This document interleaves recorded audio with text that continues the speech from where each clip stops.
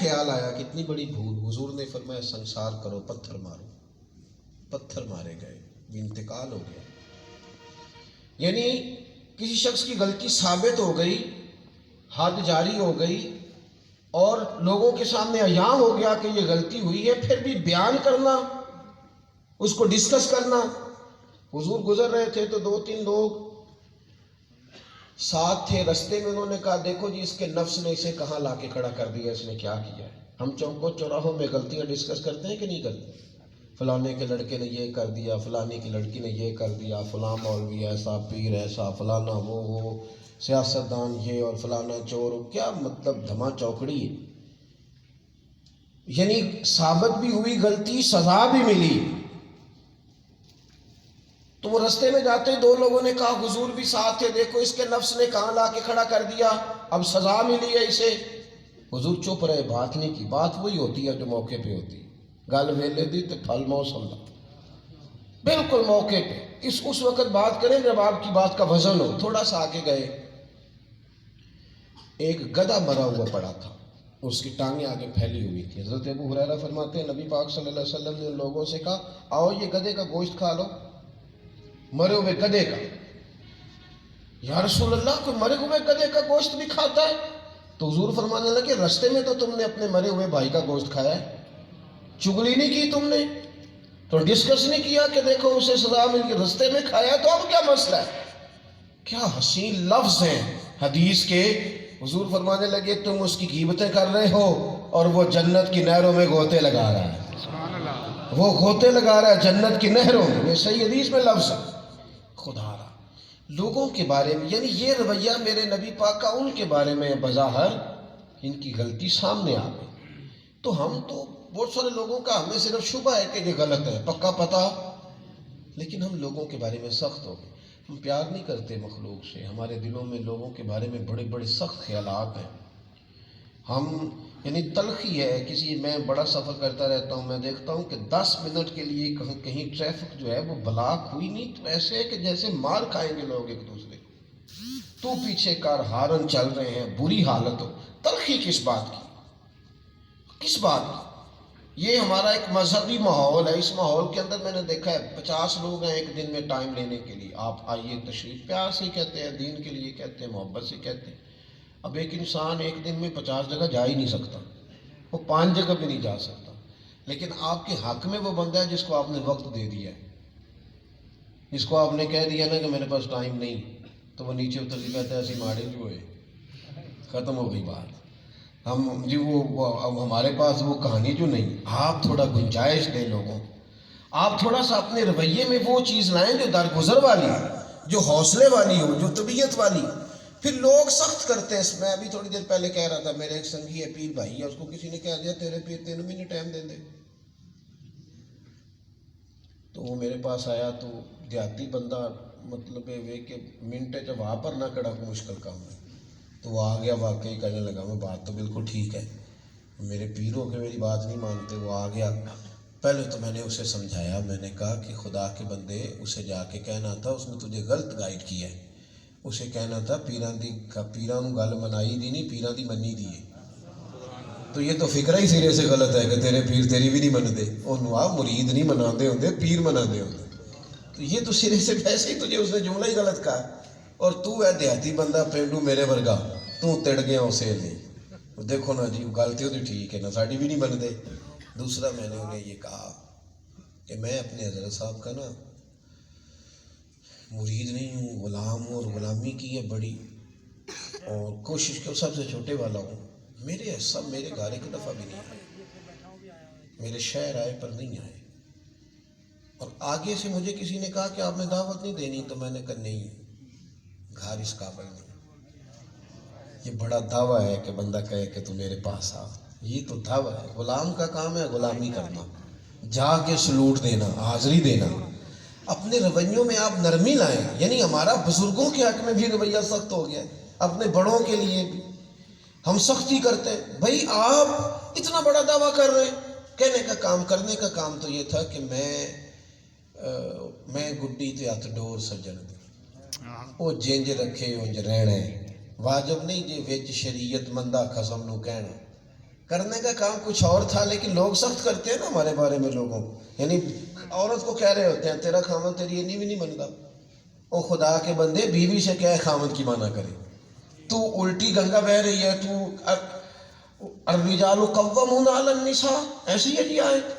مردوں کو اللہ نے عورتوں پر بڑا کیا ہے، آفیسر بنایا ہے، وہ بڑے افسر بنایا، وہ بڑی ہیں، مرد بڑے ہیں عورتوں، اس نے اطاعت کرنی کہ تو الٹا کہہ رہا ہے تو ایک بات بھی نہیں مانتا تیرا خامن۔ تو آپ نے تو اس بیچاری کو الجھا دی ہے، وہ تو تکلیف میں آ گئی ہے، وہ تو روز سازش کرے گی کہ میری کیوں نہیں مانتا، پھر وہ کہے گی اچھا سمجھ آ گئی، میری اس لیے نہیں مانتا کہ اماں کی مانتا ہے، میری اس لیے نہیں مانتا کہ بہن منع کرتی، میری اس لیے نہیں مانتا کہ فلانا کان بنتا ہے۔ تو ہم ایک تو خود سخت ہیں، دوسرا دوسروں کو بھی لوگوں کے حق میں سخت کر رہے، نرمی پیدا کریں، پیار کریں، لوگوں سے نفع لینے کی بجائے نفع دینا شروع کریں، آپ لوگوں کے لیے آسانیوں کا باعث بنیں، طبیعت پر بوجھ نہ بنے، کسی کی طبیعت پر بوجھ نہ بنے۔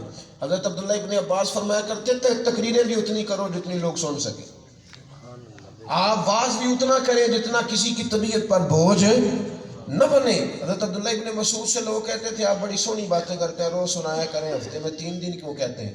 تو آپ فرمانے لگے میں 3 دن کہتا ہوں تو تم دوبارہ سننے کی خواہش رکھتے ہو، اور روز شروع کر دی تو پھر تم نہیں کہو گے کہ میاں دوبارہ بھی بات کریں۔ اپنی طبیعت کے اندر لوگوں کے لیے نرمی، پیار۔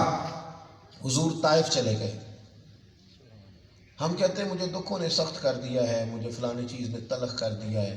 حضور نے مکے والوں کو دین بتایا، انہوں نے بات قبول کی نہیں، معاذ اللہ اڑ گئے۔ حضور نے کہا کہ میں اب جاتا ہوں طائف۔ یہ دن وہ تھے کہ جب حضرت خدیجہ الکبریٰ رضی اللہ تعالیٰ عنہ بھی وصال کر گئیں، جناب ابو طالب بھی وصال کر گئے، حضور چلے گئے طائف۔ یہ جو مکے میں حضور کی تکلیفیں بظاہر یہ کتنی، یہ سال غم کا سال ہے، وہاں گئے تو انہوں نے پتھر مارے، پتھر۔ یہاں تو میرا خطیب مائک ٹھیک نہ ہو تو ناراض ہو جاتا ہے، ویسے کہتا ہے میں تبلیغ کرنے آیا ہوں، کہتے میرے معیار کا آپ نے اسپیکر ہی نہیں رکھا، پتھر مارے، حضور تبلیغ کے لیے گئے۔ میں کہا کرتا ہوں میٹھا کھانا بھی سنت ہے، لیکن دین کے لیے روڑے کھانا بھی سنت ہے، یہ بھی سنت ہے تو وہ بھی سنت ہے، صرف اپنے اپنے حصے کی چیزیں اخذ نہ کریں۔ روڑے مارے، وجود اطہر کو لہو لہان کر دیا۔ حضرت زید بن حارثہ رضی اللہ تعالیٰ عنہ فرماتے میں ساتھ تھا، میں نے عرض کی حضور دعا کریں یہ تباہ ہو جائیں، اتنے بھی کوئی تکلیف دیتا ہے تو وہ دعا کریں۔ یہ ہم تقریریں کرتے ہیں آپ سنتے ہیں، لیکن ذرا کو بندہ سخت بولے تو آپ اس کے لیے دعا کر کے تو دیکھیں، دعا نکلتی نہیں۔ جو آپ کے حق میں بندہ 1 منٹ کے لیے سخت بولے اس کے حق میں نہیں نکلتی، اور جو روڑے مارے، پتھر مارے، لہو لہان کر دے، حضور نے ہاتھ اٹھائے۔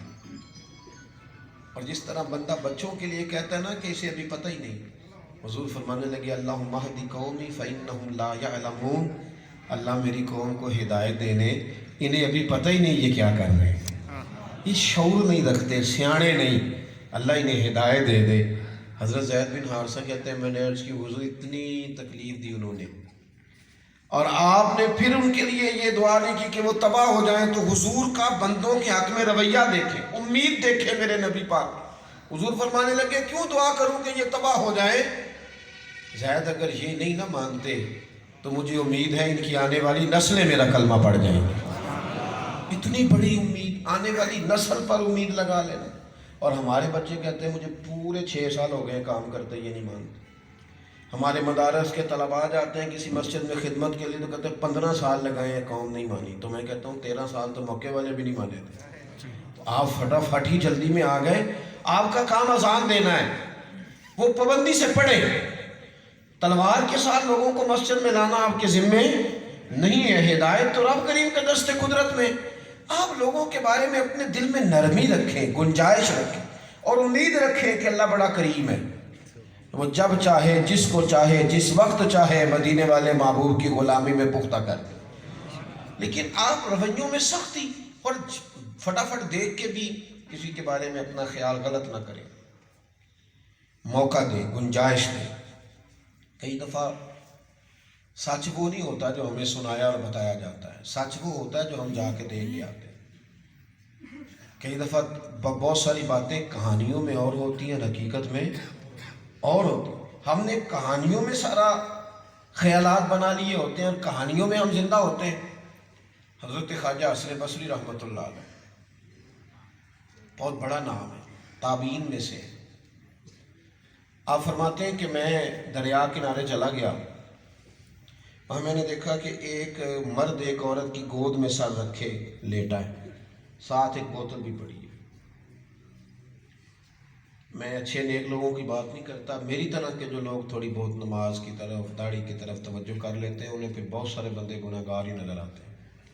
گناہ گار ہی. علم پڑھے دا مان نہ کری مت آکھی میں پڑھیا او جبار کہار کہاوے متے روڑ دیوی دودھ کڑیا. اور یہ جو بہت زیادہ ذہن میں، اسی طرح اور بھی بہت سارے لوگ ہیں جو کہتے ہیں مولوی بھی سارے خراب ہیں، مجھ سے مشورہ لیں گے تو دنیا صحیح چلے گی. وہ بھی ایک ٹیم ہے پوری.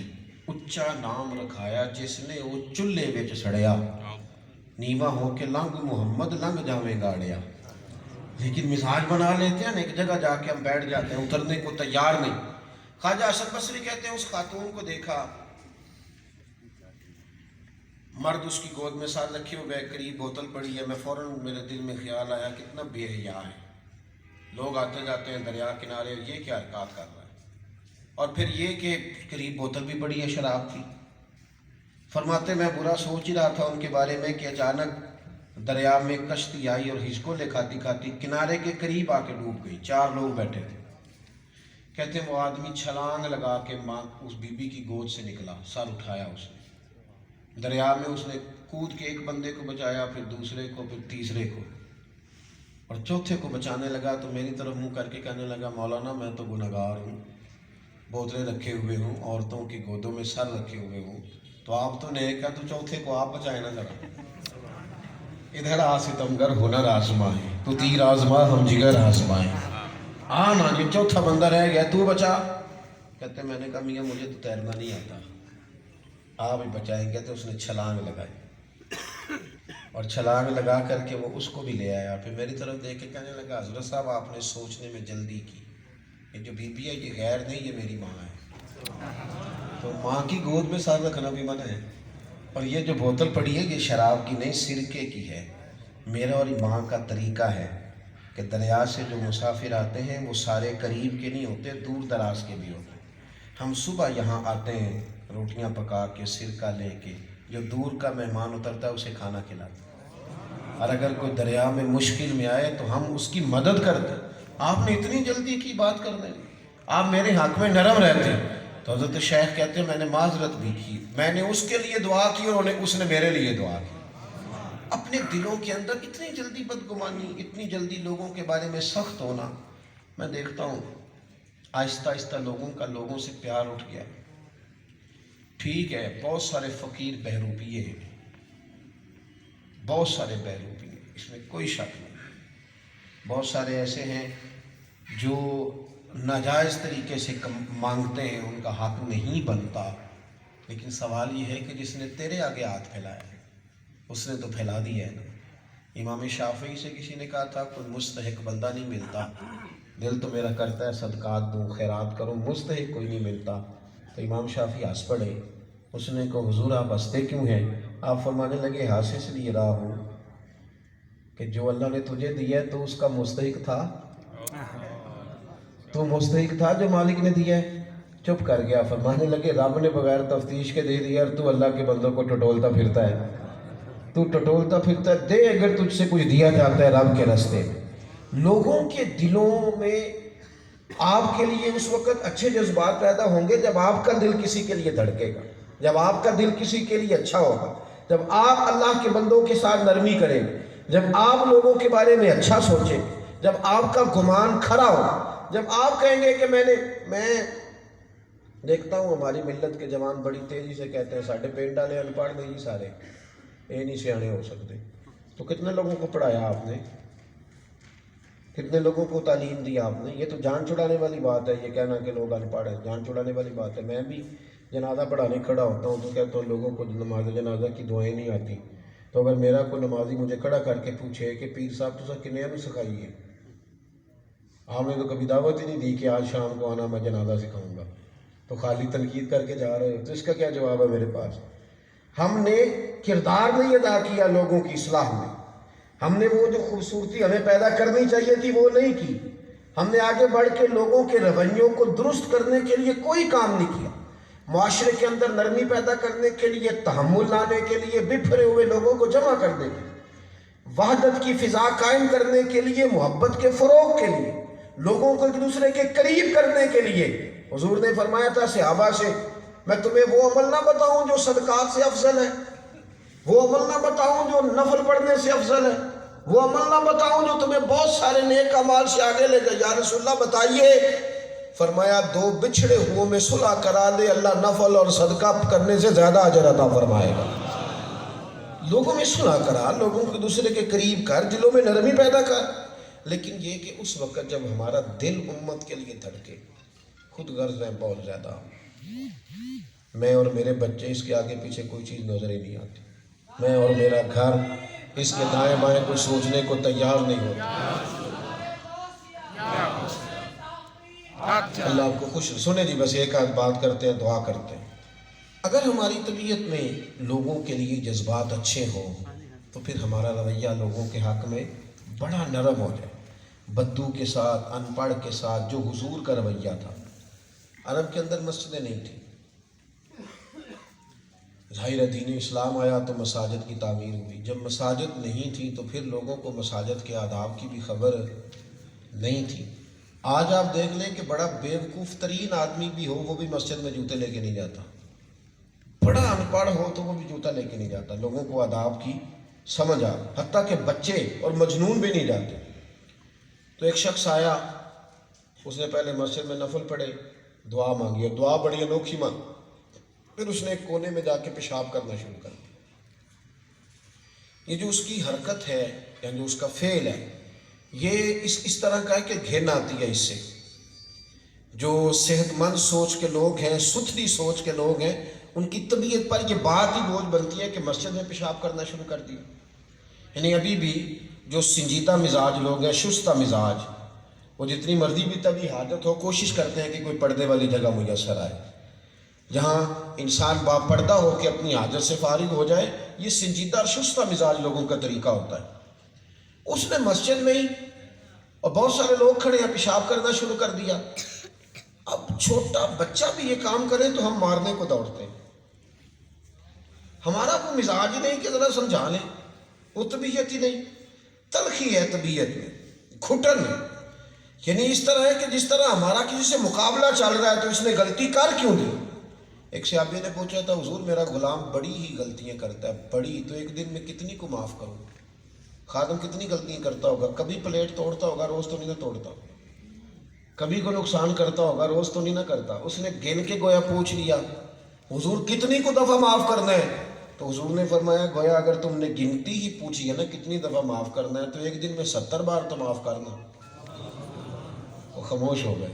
70 غلطیاں روٹین میں بھی کسی کا ملازم دن میں نہیں کرتا، لیکن حضور نے فرمایا چل اتنی تو معاف کرنا، یہاں سے شروع کرنا، اگر تم نے شمار کر کے ہی پوچھا ہے تو 70 دفعہ تو معاف کر۔